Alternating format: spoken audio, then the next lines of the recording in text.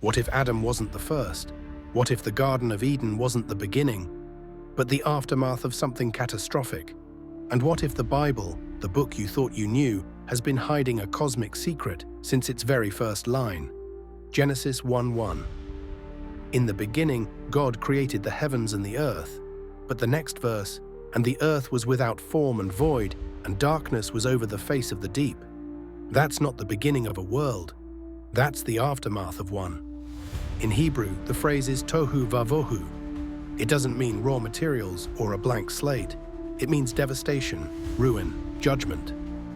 Every time that phrase appears in Scripture, it's after wrath, not before creation. So ask yourself, what came before that ruin? Who was judged before Adam even breathed? Job 38 says, "When the foundations of the earth were laid, the morning stars sang together, and the sons of God shouted for joy." But Adam wasn't there yet. So who were they? Who were the sons of God watching earth be formed? Could there have been a world before this world? A kingdom before Eden? A war before man? And if so, what if the serpent in the garden wasn't an invader, but a survivor? This is the beginning, before the beginning. Some ancient Jewish texts like Bereshit Rabbah suggest that God created multiple worlds before this one and destroyed them. Why? Because they were corrupted, inhabited by spiritual beings who fell. He created worlds and judged them, until this one, and only then did he say, "It is good." So maybe Eden wasn't paradise untouched. Maybe it was the reboot, a sacred zone planted in the ashes of a world long lost. Scripture says God is not the author of confusion, and yet Genesis 1:2 describes confusion, darkness, and void. So where did the chaos come from? Some say it came from a rebellion, a fall, not of man, but of angels. Lucifer, the bright morning star, the anointed cherub. Ezekiel 28 describes him. "You were in Eden, the garden of God, until iniquity was found in you." But wait, how was he in Eden before Adam? Unless Eden existed before Adam, unless there was a first Eden in a world before man. Isaiah 14 tells us Lucifer said, "I will ascend to the heavens. I will raise my throne above the stars of God." He didn't want to worship, he wanted to rule. And Revelation says war broke out in heaven. Michael and his angels fought against the dragon. Lucifer fell, and he took a third of heaven with him. But earth wasn't his target. Earth was his prison. And when he landed, he brought ruin. What if the formless void earth of Genesis 1:2 is the wreckage of Lucifer's fall?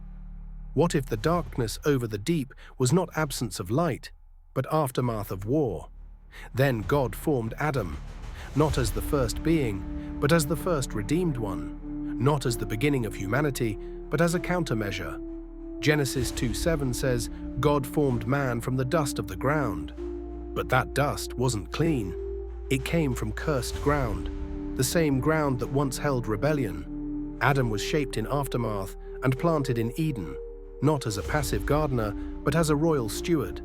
He was given dominion, a commission, a mission to multiply, govern, and guard. But guard from what? From who? From a serpent already fallen, already ancient, already waiting. The serpent wasn't naive. He didn't stumble into the garden. He knew it. He had once walked in divine spaces. He remembered the throne, and he recognized the image of God in Adam and Eve. And so the war that began in heaven continued in Eden. But the rebellion didn't stop there, because the sons of God, the Benai Ha-Elohim, didn't stay on their side of the boundary. Genesis 6 tells us, the sons of God saw the daughters of men and took them as wives. From this union came the Nephilim, giants, hybrids, abominations. They were not just tall, they were spiritually mutated. Heavenly DNA in earthly bodies. They defiled creation from the inside out. The book of Enoch calls their fathers watchers, not demons, not monsters, but once holy sentinels sent to observe and protect. But they fell. Lust over loyalty, obsession over obedience. They taught forbidden knowledge, metallurgy, sorcery, war. And from their children came chaos. Genesis 6:11, the earth was filled with violence. The word is chamas, lawlessness, brutality, terror. It wasn't just sin, it was corruption, not moral, but genetic.